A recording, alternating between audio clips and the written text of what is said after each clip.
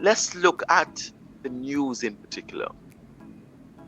An incident happened in a particular community, and the videographer goes there. Hey, someone has the opportunity to speak on cam to tell about the incident, what unfolded, and the twanging start. Why? Why do we need to get to there? Why do they do it? Because they feel like it is sexy, it sounds good, it sounds educated, it sounds like you are somebody and you have arrived. You have Mm. not arrived. And so there's nothing absolutely wrong with talking in a natural tone. Now, if you want to speak American, this is entirely up to you. There's nothing wrong with that. But it doesn't sound right when you mix the regional sound with vernacular.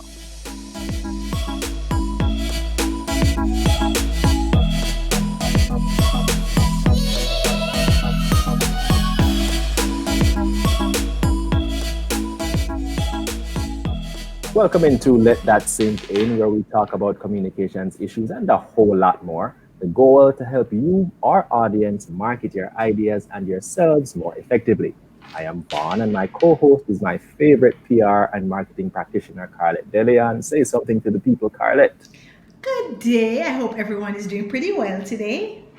All right, let me invite you to subscribe to our channel. I guarantee you won't regret it. And if you can think of anybody who might be interested in what we do, go ahead and share it with them. We'd appreciate that. Now, let's get into the backstory behind today's show. Cue the graphic, Carl.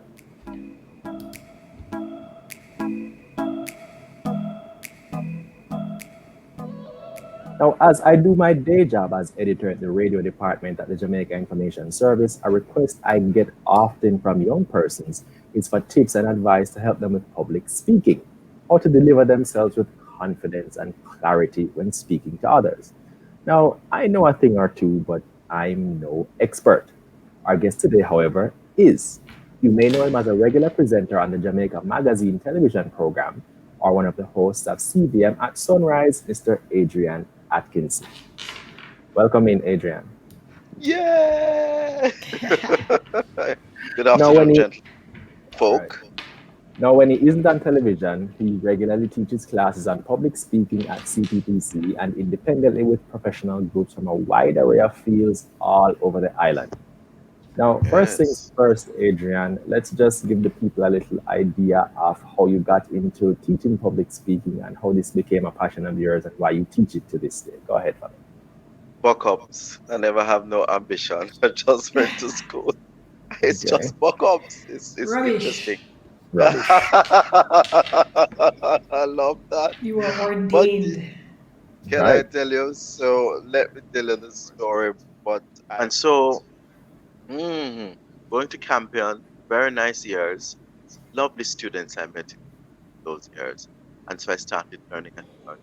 Just to think that my mom would, you know, had set the foundation already. So I had the basic understanding of it. So after I left there, I went to Excelsior Community College, studied business administration. Warren Seymour was the chairman of the board at the time and took me under his wings to work at Kingston Restoration Company down on Duke Street. And at that point, people kept saying to me, boy, you need to go and do something with the boys. But even before that, I would hear them say, go and do something with the boys. And I said, okay, fine. Or you go to Carmack. I never know nothing about no Carmack or where that was. Or you need to go and look for Wycliffe Bennett. I didn't know who it was. Neither did Mm. I know CBTC at the time. So that went on deaf ears for a number of years. And then in 1997, I started working at the Micro Youth Council Resource and Development Center. Hmm. By this time, I was hearing more about Wycliffe Bennett. I still don't know which part Carmack there. Anyhow, I went to Wycliffe Bennett in 98 and I did voice and speech for radio, television, and platform. At that time, they were doing auditions in the large studio, which is now called Wycliffe Bennett Studio. At that time, we had 100 people just, coming out to audition for voice and speech. It was, should I say, maybe it was a coveted place and space to be for anyone who wanted to learn voice and speech for radio, television. platform. So Wycliffe was the man to go Mm. to be trained. And Yep. so 1998, I did Austin Speak Richard Platform Part 1. And again in 1999, I decided to do Part 2. Same time, it was $5,000 to do the program for 10 weeks, and I couldn't afford it, Wow. $5,000. So I had to pay in part. But anyhow, the rest was history. And so 1999, at the counseling center, we didn't have any more money to keep the center open. So the director of the center, Elaine, well, at the time said, "Oh, no, go look work because we don't have no more money to pay you guys." So I was looking through the Wednesday dinner or wherever what it was, and I saw an ad for position of a PA. Said, okay. It was a production company, single, willing to work long hours and on holidays and on I say, okay, I want to apply for it. So I applied for it, and then I was called for an interview. Little did I know that it would have been weeks at the time. And the owner was Lennon White, producers of Royal Palm Estate, Fax the City, but so many other things. And so I went to the interview and provided an oath, and he said to me, this is what the job is all about, and you are expected to know, write a composition about you. And he said to me, say, I don't want you to write it like a high school composition. I want you to write it like a featured story, and so it will be published in Skywriting magazine. It was the preferred magazine for Air Jamaica at the time. He Mm-hmm. said it's due at 12 tomorrow. I said, behind. So I left there, went back to work, and I didn't know what to write until about 11 o'clock the next day. And then, long story short, I met his deadline. When I got to him, he was coming out of his vehicle, and I said to him, instead of writing nothing, met your deadline. So there are a few weeks past that had passed, and called Elaine Noel and said that at this time now it was Errol Chambers was the financial controller, and Errol said, "We need to ask a few questions about Adrian." So Elaine said, Mrs. Noel said, let me not say Elaine, Mrs. Noel said at the time, if you're going to, if he's not getting the job, you're not getting any information about him from. So he said, okay, he got the job. And that was the beginning of something that I still can't really happen to. So I started working at Media Mix, and my first assignment was to write a commercial for Crown Plaza Hotel. And I wrote it with the guidance of Lenin. It was accepted, it was approved, and the talent room, the voiceover at the time, did what he or she had to. And then my second assignment with Lenin White was working on a project for the University of Technology, and they were doing some kind of film to be sent to Helsinki for funding at the time. Mm. And he said, I want you to put your voice on it. And that was my first major project. And from then, the opportunities kept coming. And he created Star Certain Tracks. Hmm. And I became Dr. Luke, the man with the umbrella who would walk on stage after the horns were blown by the judges to take the contestants into the crowd room. Then he created Visions, and it was, 5-minute stories at the, you know, landscape of Jamaica, telling beautiful stories about, you know, architecture, landscapes, individuals, art, craft, whatever it was. And I was the voice, and everybody wanted to know who was this man behind the voice? Who was he? But I was never shown. And then I think this is how I ended up at GIS and, Power 106 and Music 99, CVM. That's happened after that. So it has been a great journey. At that point, I was, you know, the thing, the everybody want to use my The voice shiny at new that point object. in time. And so, and I still never known about university at the time, but I ended up going to Carmack at one point in my life. And now I'm completing a master's in the leadership, which is a joint program between the Robert Kennedy College in Zurich, Switzerland, and the University of Cumbria. It has been a great journey, and I've met some interesting people. I've had the opportunity to go to my residency. It was quite successful. and I'm looking forward to what will come after that.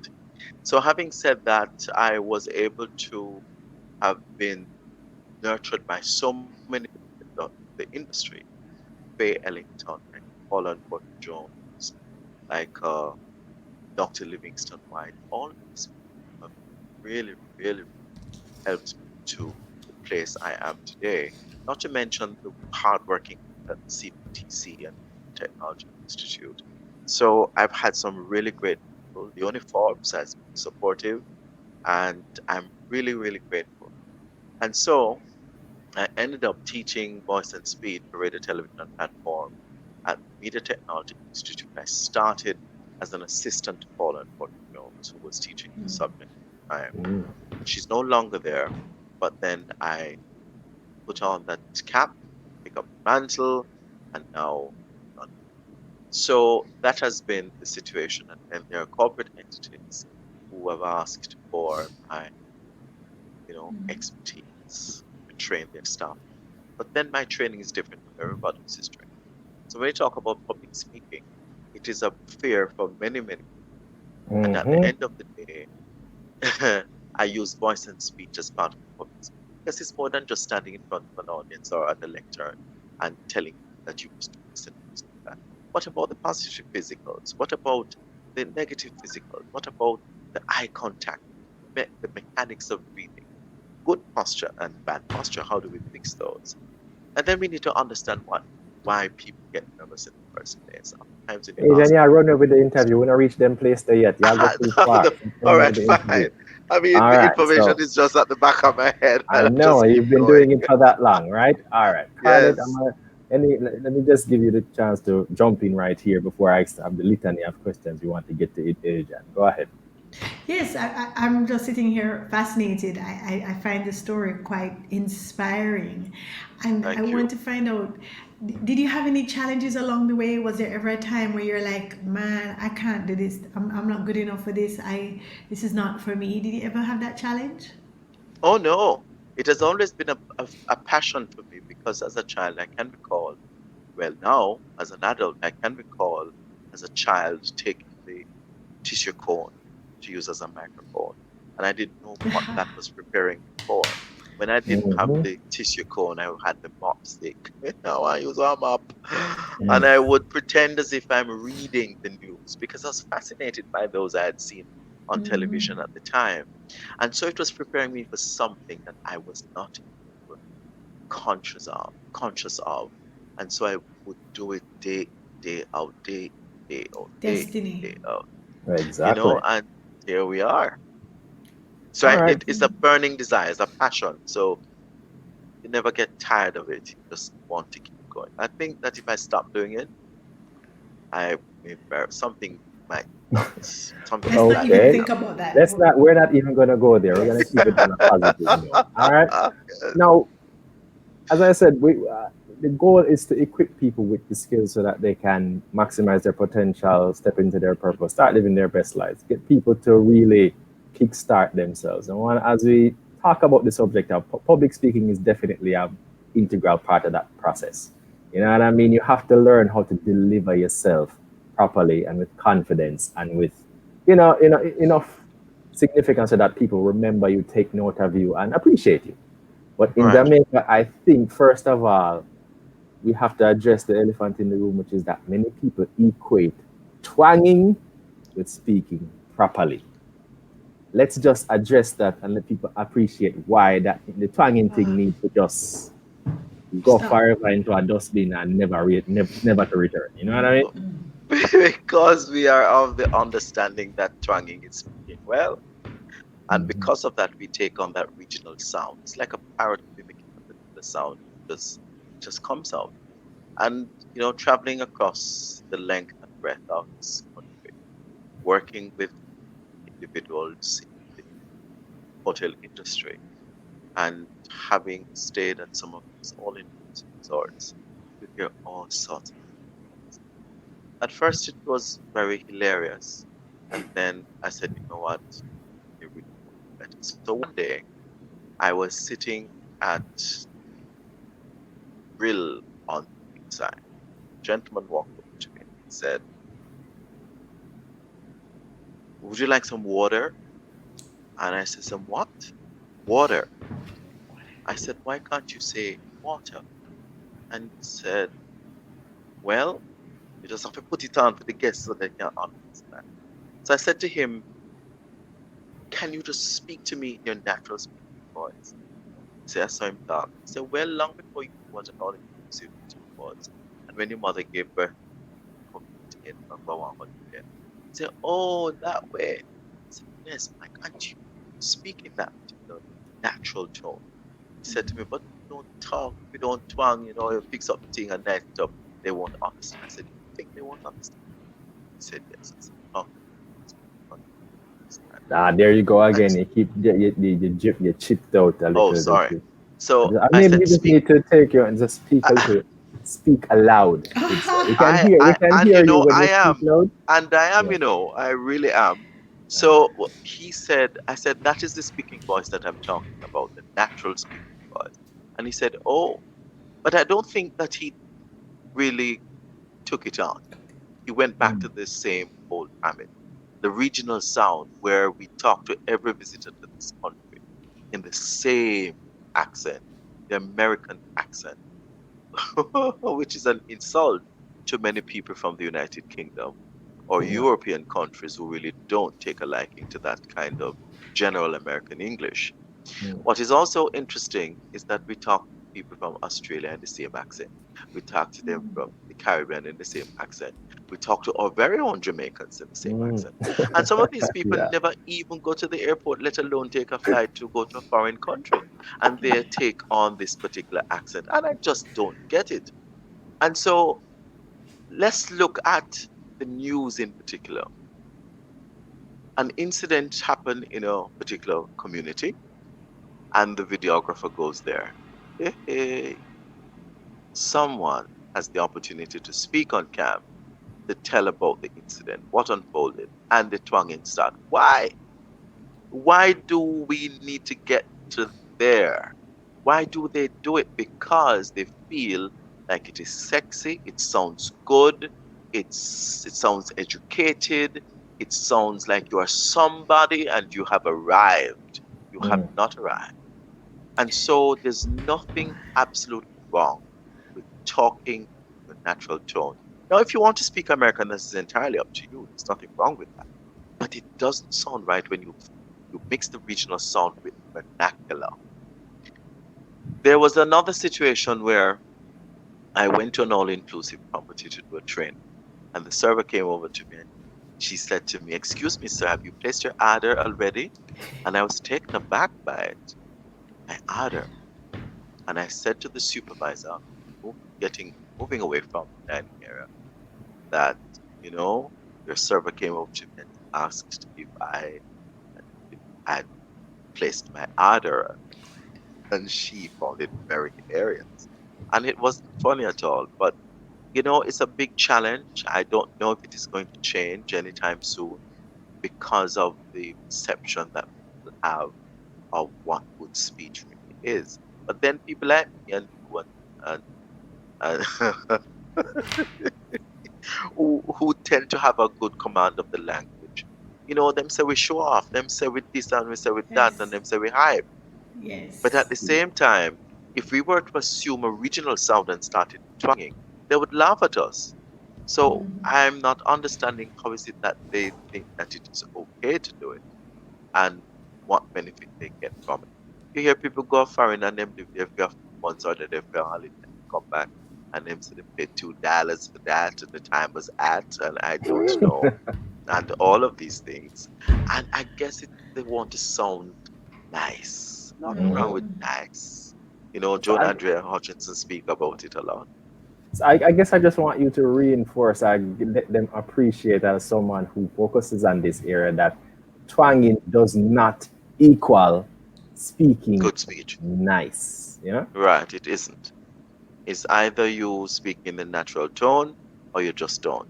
Now, if you don't know the standard received pronunciation or have a good command of the language, then you must do it professionally. If you don't even know how to form your sentences, just do it professionally and in the best way you can, as opposed to putting on or assuming a regional sound. It just don't sound good. It's not a So, good marriage between the vernacular and the regional sound. so what would be your advice to someone who, having heard this, understands that maybe may I go over it with this twanging thing? Hmm. Before I naturally, the logical step would be to find someone who can coach me. But before I get there, let's say I'm going to work tomorrow, my eyes have been opened and I realize I'm twanging and it don't sound good. What would Hmm. be the first step to putting myself before I get into a class or something like that so I can actually improve my speech? Well, you know, what is the interesting thing about that question is that many people are not aware of how they sound. And if you're not aware of it, you can't fix it. And so someone has to bring you to that place where you become aware of what is being said. Now, there's something in voice and speech called paying attention to this. Are we listening to our word endings? Are we listening to what we're saying, how we're saying? And do we understand what our speaking identity is or what our vocal is? When you understand those things, then you can look forward to now changing that. Now, when we conduct an audition or assessment at the Media Technology Institute, or even as an independent individual working with corporate Jamaica or corporate clients, first thing I do is an assessment because I want people to become aware of the challenges. And some people walk into those assessments thinking that being a good reader is all that it takes to be a good speaker. No, nonsense. And so they kind of put on a little twanging to impress. I'm not impressed by it. And so I don't even know how to speak American. I can't speak it, never tried it. I don't think I will do it. Mm. And so get them to the place where you ask questions. What sets you apart from other people? What's your speaking identity? What is it that you sound like now? What is it that you don't like about the way you sound? And where is it that you want to go in terms of what you want to sound? When you take them through that particular process, then they become aware of the fact that something isn't right. And so you begin the process right, guide it, guide the process until they are able to change the old habits, the old way of speaking, and take on the new way of speaking. Habits are difficult to change, but they can be Very. changed. Indeed. Carlette, any I've got lots, but I want to make sure that we have a nice back and forth. Go ahead. Well, I'm curious to know if people want to help themselves from a practical perspective. Should they share voice notes with friends and family who may know better? Should they find a mentor and say to the mentor, "Hey, can you help me out?" I mean, I have the privilege of calling up Paula and Porto and saying, Mm, "Hey, Paula, how do I pronounce plethora?" She's corrected me on that word so many times Mm, because, yes, as you say, yeah. habits are hard to change. indeed. Do you reach out to friends and family and ask them for help? Not you Let me just personally. say Will you this. advise No, others to? no, I understand what you're Yeah. saying. Yes. The Yeah. thing about it is that you're in a very fortunate position because not many people have someone like a Paula and Porter Jones to call on. And so the challenge is the people you may call on may not necessarily know what to listen for and how to listen. And that isn't the situation, then they can't guide you. Mm. Good. I can And speak to often, that, definitely. and and oftentimes we look to broadcasters or people on television and radio as the standard bearers, and then we listen to them and we said, okay, well, that person said it this way, that person said it that way, so it must be so. You must find someone who has a keen ear for listening, who can identify the articulation challenges, and who will provide some kind of guidance. Somebody who has some knowledge of the standard receipt pronunciation and knows phonetics inside out. Because phonetics is what we use to determine how a word is, well, is pronounced, not the correct way, but the preferred way. And Mm. so when you know phonetics, it's a guide. So if you look in your dictionary, the you will see some symbols at the end of Right, words, right. and Yes. those are the phonetic symbols. That's the guide, and that's the preferred pronunciation. So there is a book called Daniel Jones' English Pronunciation Dictionary that doesn't give any kind of meaning for the words, But what it does, it provides you with a phonetic transcription from the standard received pronunciation, the the the stronger version, the weaker version, and the American pronunciation, the stronger and weaker. And what is interesting is that there are some words with the same pronunciation, American, and the same pronunciation, standard received pronunciation. So if you can find someone who can assist you in that way and who have the expertise, then that's really good. Outside of that, you're flogging a dead horse. Well, I know one thing that worked for me as I was growing up as a youngster. I guess it's because I had a knack for it. I would always try to listen to. I guess that's how the twanging probably occurs. So people listen to Americans on TV and then they try to pattern it. But I would try to listen to words, listen to I would listen to language in action, listen to people how they speak. When you watch a movie, don't just watch it for the entertainment. Listen to Hmm. how that character speaks. Listen to how they pronounce the word. Listen to how they compose a sentence and put it together, and then you can use that to kind of help you in the process. I mean, person Right. can maybe try BBC since we are more English pronunciation in Jamaica. Watch that, Yes. listen to that, listen to how the hosts and the anchors pronounce words, and then listen to how they Absolutely. construct sentences, and then use that as a guide. All right, let me Right. shift tack now, Adrian, to the subject of posture. You know what I mean? When you Yes. get up in front of the audience and you go and to deliver yourself, people think you just go up there and you just stand up. It's like it's secondary because you're more Yes. focused on the thing that you have to deliver, the vocal presentation. But we know that posture is a significant part of it. Talk to me about that. There's something that is called arrivals and departures, not on a carrier, but the way you enter the stage, the way you conduct yourself on stage, and then how you depart the stage. And so we say to people, listen, before you get to the stage, you fix your clothes. You fix your shirt, your pants, your blouse, your skirt, frock, anything you're wearing. Fix it. When you get to the lectern, you make contact with your audience, eye contact with the audience. You sweep the audience with your eyes.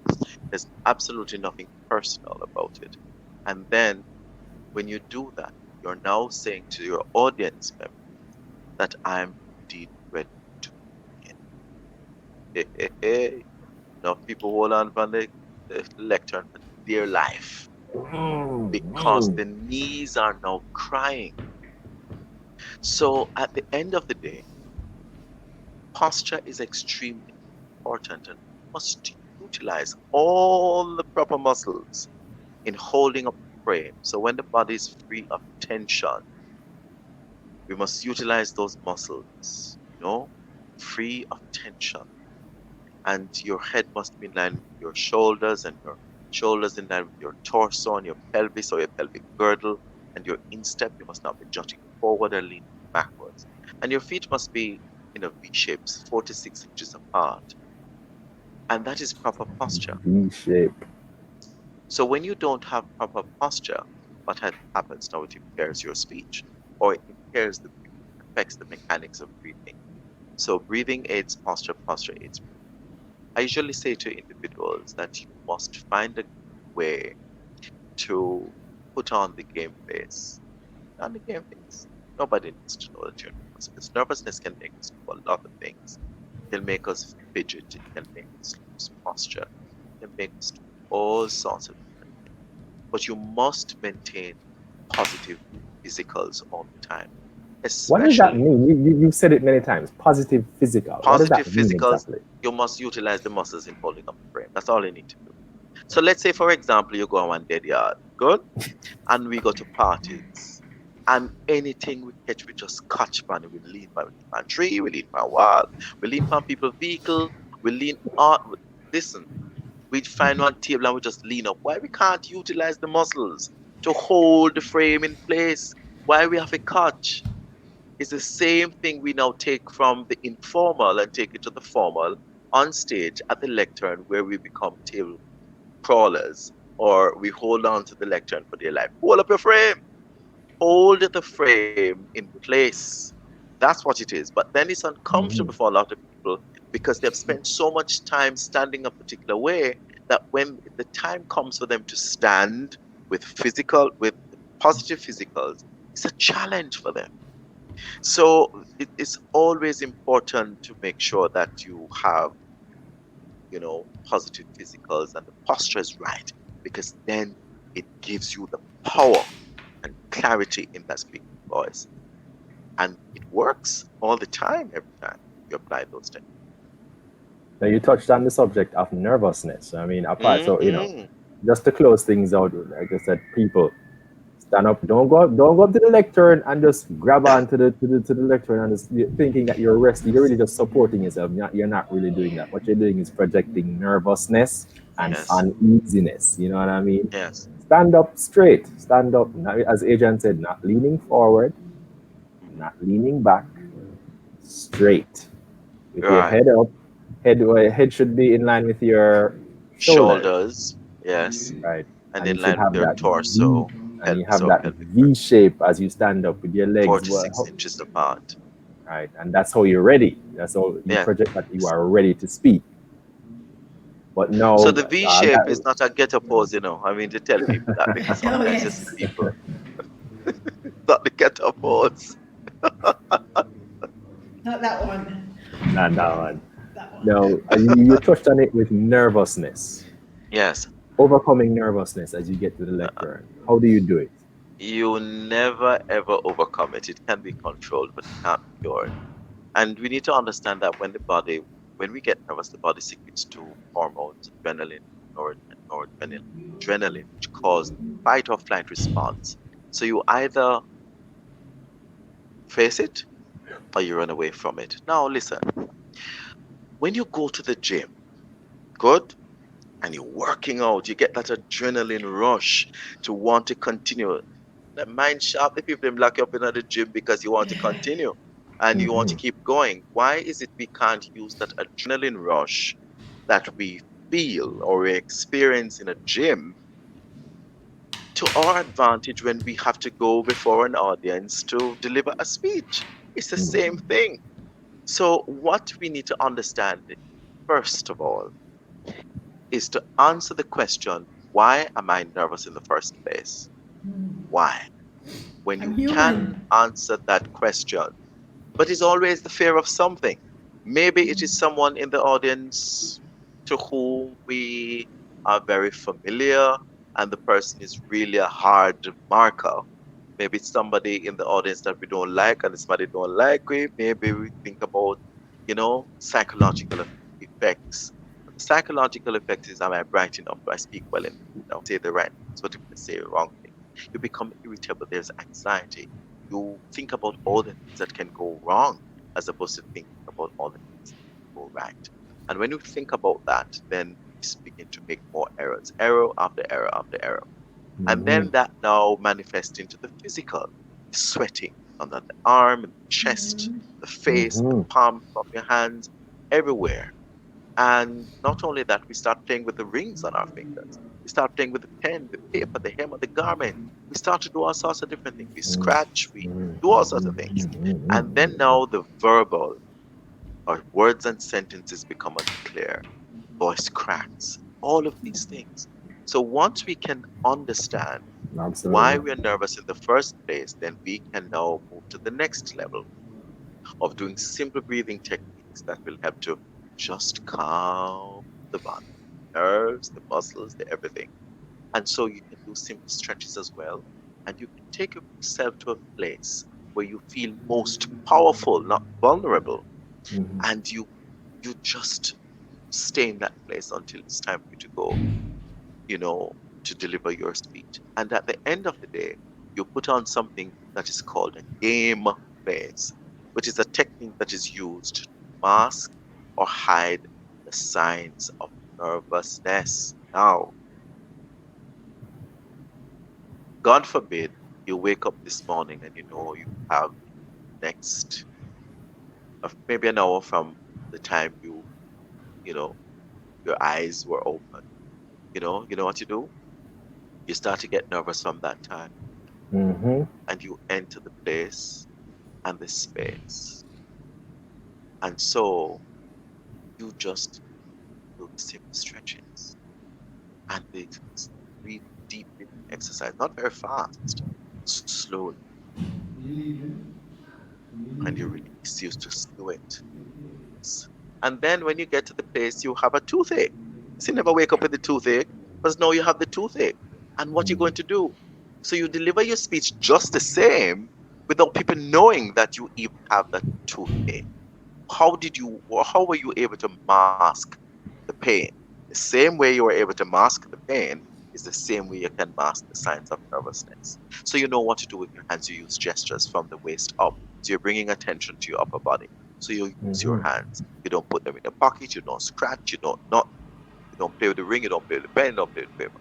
And you don't do aimless movements. You assume proper posture. If you need to address the members of the audience on one side, you stand there. You have to go to the other side and walk across, assume proper posture because you feel and you know what it feels like. And then you don't have to look down and see if you're getting it right or if your feet are 4 to 6 inches apart. And then Mm. you just address. But the aimless movement is a sign of nervousness. So this is what happens. When we exhibit those signs of nervousness, what they do is that they take away from the quality of our presentation. So instead of your audience now listening to the message, they're focusing on what is he doing? Why am I doing that all the time? And at the end of the day, they probably didn't get the information that they went there for. So these are some simple things that you can do to just calm the nerves and control the nervousness, and you come out being victorious at the very end. You may very well deliver a great What kind speech. of what kind of stretches are you talking about? You said simple stretches. What kind of stretches are you talking about? Stretching the neck, the arms, the legs, nothing rigorous, but just simple techniques. You know, you might want to do things like these, just simple techniques and the hands and, nothing major. That's just simple. As long as it calms, the nerves and it makes you feel good, then it works. What I find calming, as you were going through the different things that a person should do, I'm listening to you in my ears and I'm thinking, I need to get a recording of this and play it just before I give any speech because talking Yes. about literally walking us through to success. That's what I think you just did. It was so good. Mm, All right, fantastic. You mentioned gestures thank a you. while ago, cause that's something I think I struggle with gestures. Like I'm doing it right He says now. as he gestures. My hands are doing. It's like my hands have minds of their own, and they do all kinds of things when I'm trying to talk. How Yes. do we get ourselves into a place where the gestures are not random and just unnecessary, but they're just enough to accentuate whichever point we're making, and deliver ourselves with confidence. Well, when you recognize that gestures are used to illustrate points, then you will get it right. That's what they're there for. Not to speak with your hands. Not every word that comes out of the mouth you speak. So let's say, for Mm, example, you are delivering a speech and you're making reference to downtown. You may want to point in the direction, whether downtown ups or downs, so you mm, make reference to downtown. Then, if you want to talk about how big something is, mm, there you go. You use the gestures for that. If you want to talk about, you know, something that is good, the thumbs up, you're giving the thumbs up for that. And two different ways that we can see things. We can use gestures in a creative way that they add value to what we're saying, but not to take away from what we're saying. So again, the rule is gestures are used to illustrate points, add that kind of value to what you're saying. So it is always from the waist up. So you're bringing attention to your upper body. Simple, easy. Don't speak with your hands. Not every word that comes out of your mouth requires a gesture. all right. Now let me ask you about articulation. Why? Hmm. Because that's a big one.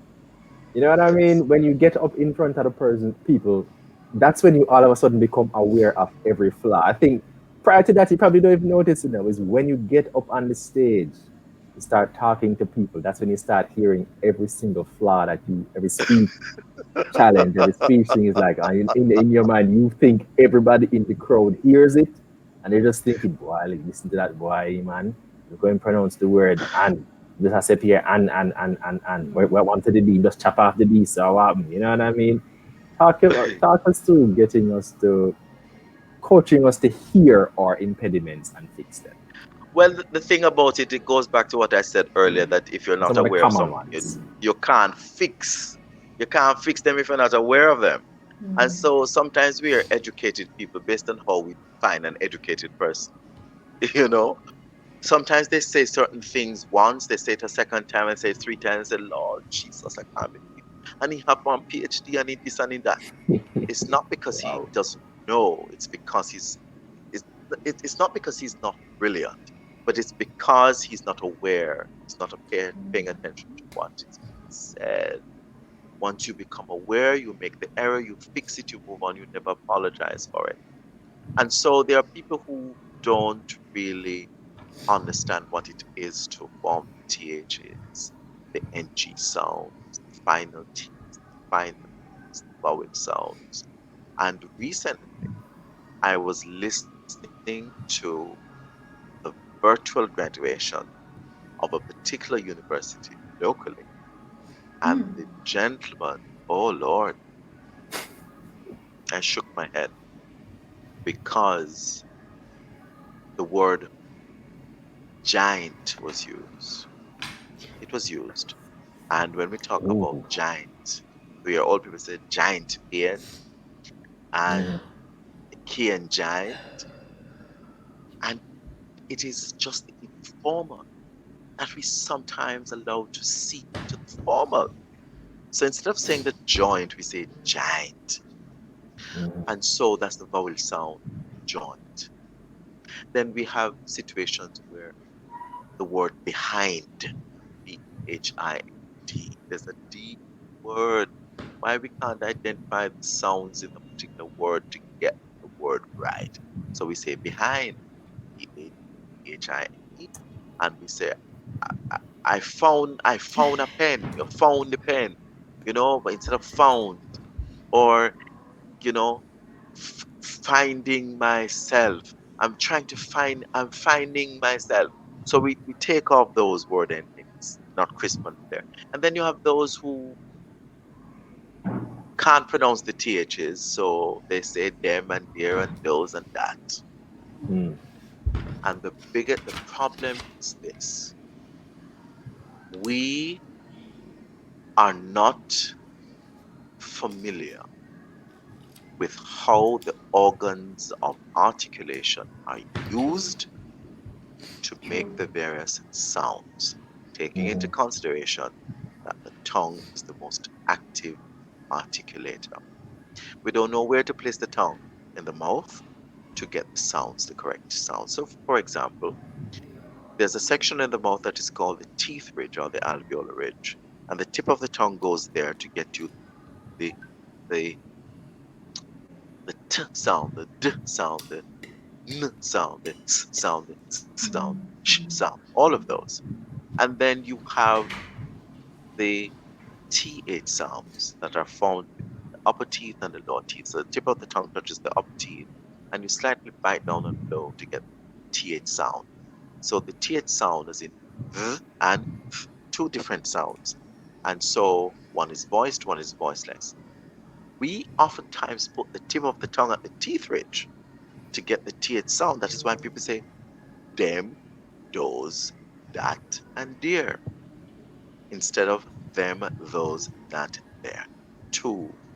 It's a simple technique. And then we look at the words like Kingston. We can say king, but we can't say Kingston. We mm, change in the middle of the word and we now say Kinston.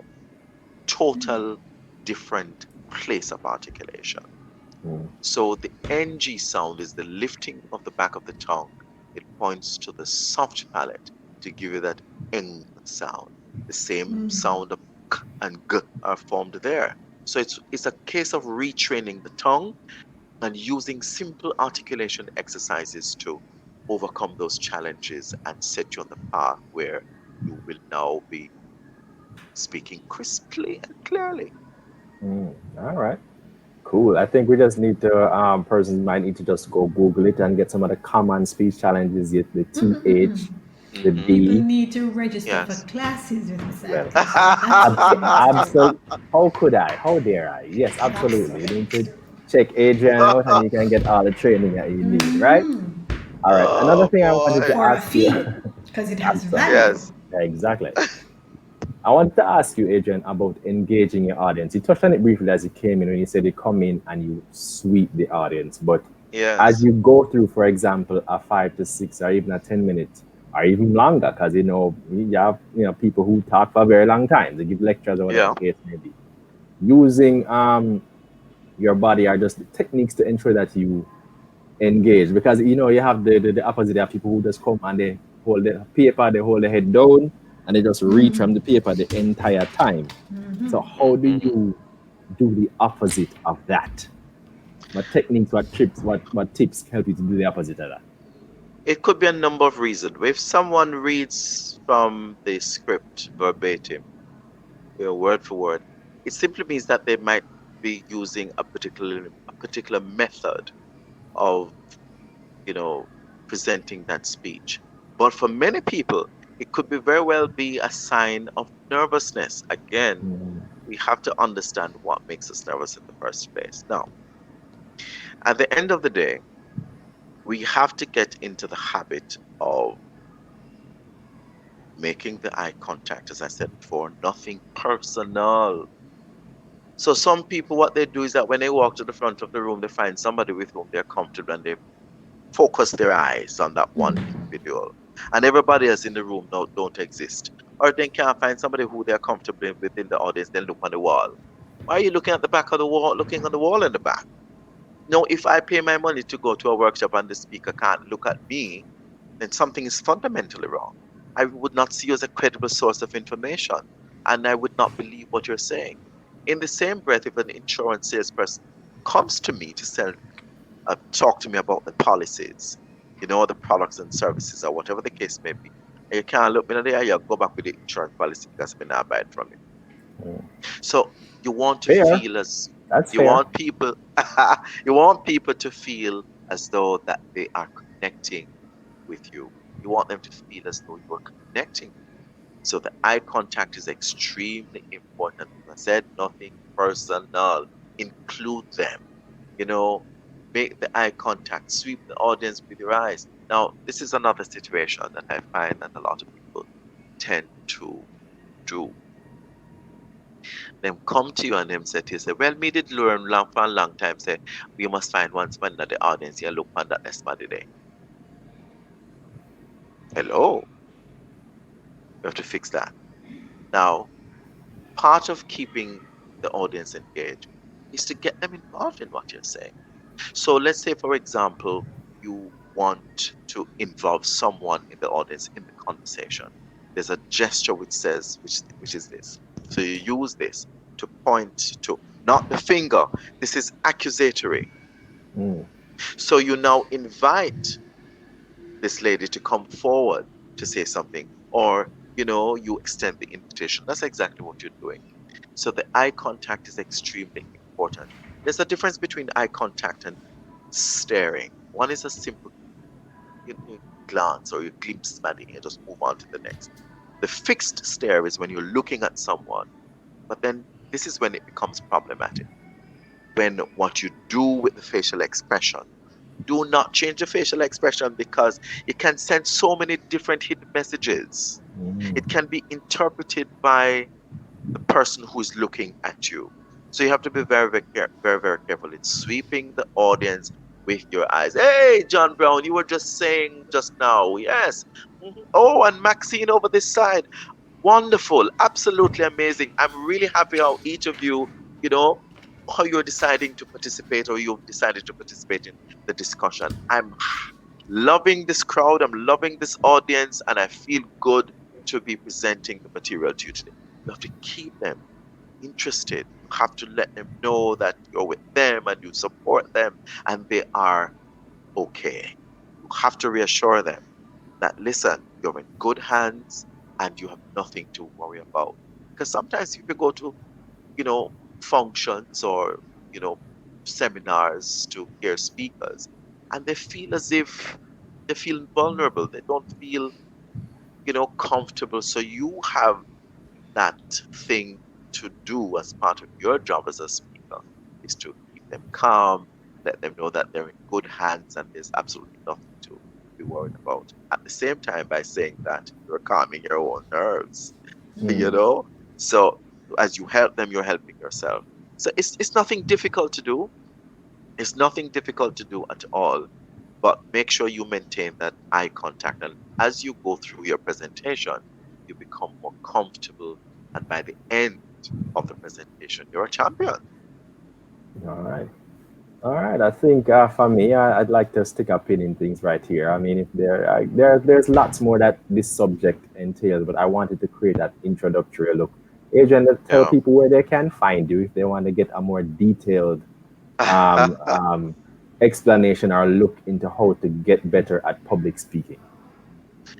Well, what is interesting is that I people can follow me, but they won't see anything of like that on my social media pages. Mm. You won't see any, you know, kind of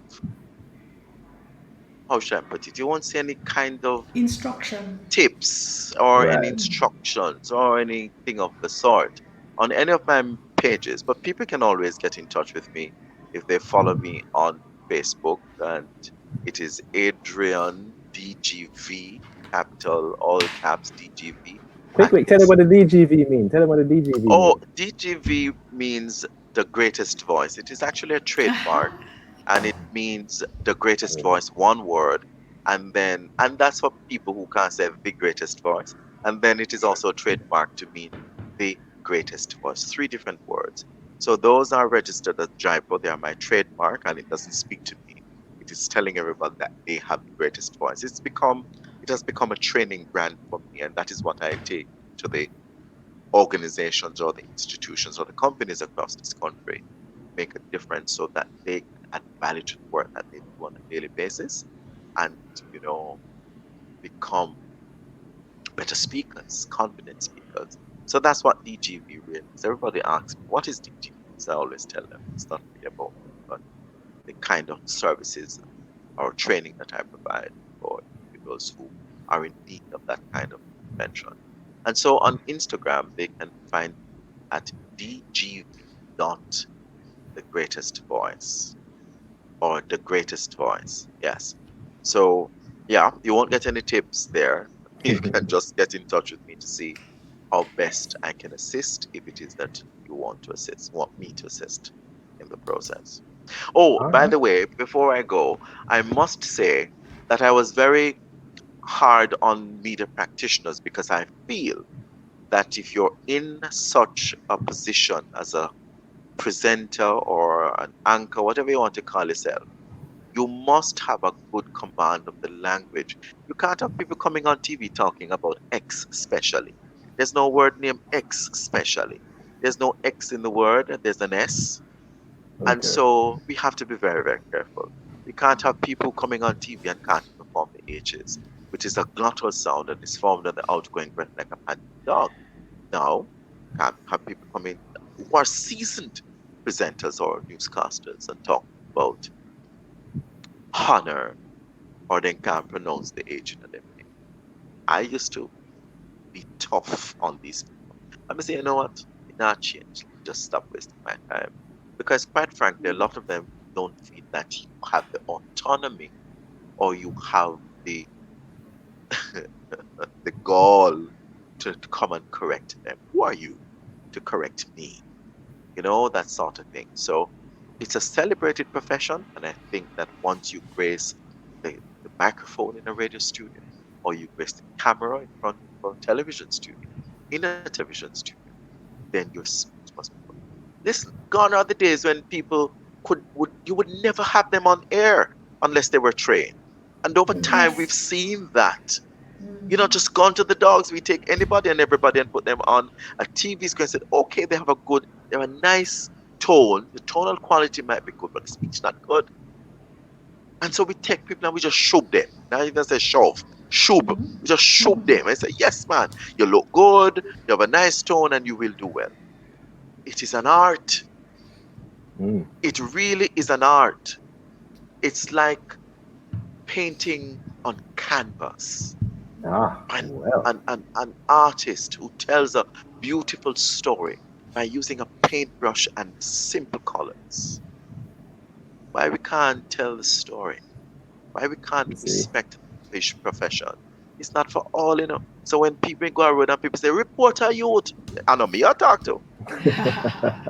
Because there must be a standard that you must maintain all the time. You water it down all the time. Then you have community journalists who ever just like give ball by ball commentary. As they reach and then take up the phone and they turn it on, click, click, click, and then start to report. God have mercy. Nobody calls me a reporter because we have massacred the word and we have diluted the definition of who a reporter is or a journalist is. And I'm not going to have it. I'm not going to be a part of that. So I try to find a way to set myself apart from so many other people. And it's just like how you can tell a Toyota different from a Honda. What Mm. sets them apart? So what's your identity? What's your brand? How do you set yourself apart from your competitors? And that's how you stand out. At the end of the day, I think only the best will survive history. Either you have it or you just don't have it. And if you don't have it and you can change it, then by all means, go right ahead and you do it. Anybody can become a great speaker, a good speaker, a confident speaker. And so you have to begin that journey of wanting to change your speaking identity or your vocal language when you recognize that something is wrong with it to change it. All right. Well, I think that's the best note to end on. That's the pro tip right there, ladies and gentlemen. If you want to get better, you just make the effort. Listen to how you speak. Yeah, Listen to persons who are in the profession who can give you a useful enough guide as to how projecting yourself, speaking confidently, clearly, with fluency, with the right amount of modulation, gestures, and speed. Just find somebody, learn the tips, watch them. You can grow that way. And if you want much more detailed training, that's why Adrian exists. The other way. yes, The other way. Yes, that way. That's why Adrian exists. You can hit him up and then we can take you through a much more detailed method of doing it and so that you can learn and improve, right? So there you go. That's the art of yeah, public speaking and emphasis on art. It yes, is it an is art. an art. So if you learn to do It's it, an I art. guarantee it will take you many places. You know what Yes. I mean? So, Hmm. all right. I Foreign think too. that's a good, especially. I think that's a good way to segue into our final segment. So, key the Yes. graphic, Carlette. I will. The graphic goes up now.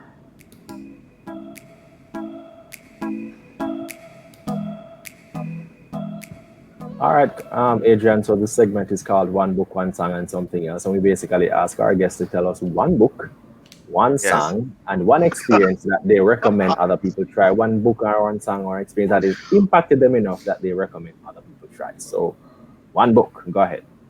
Okay. Um, the song Okay. Song first. "Oh Okay. People," Patti LaBelle. If we are one big family, and that it speaks to our purpose as human beings to reach out and make a difference in the lives of so many people.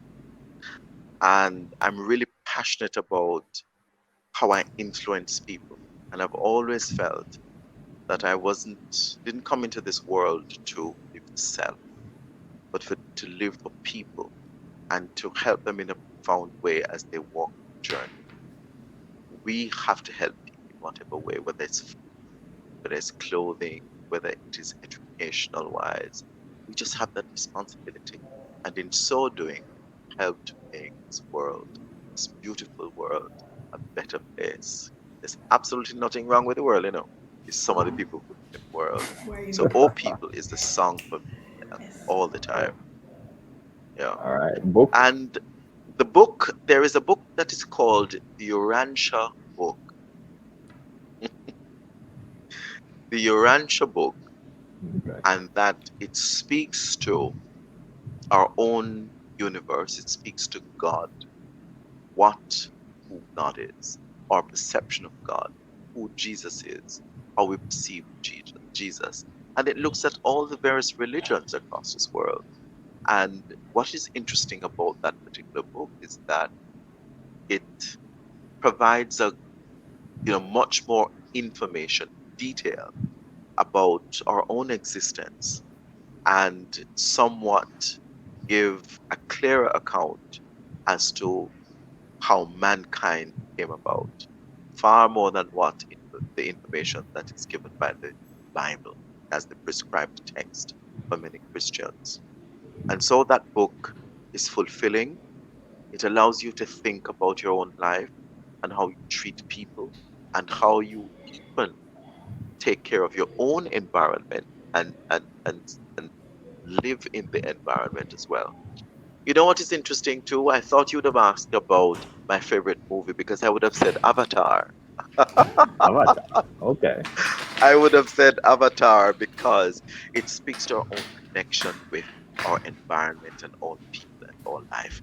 That's what your actual book speaks to us about, our connectedness, how we're connected.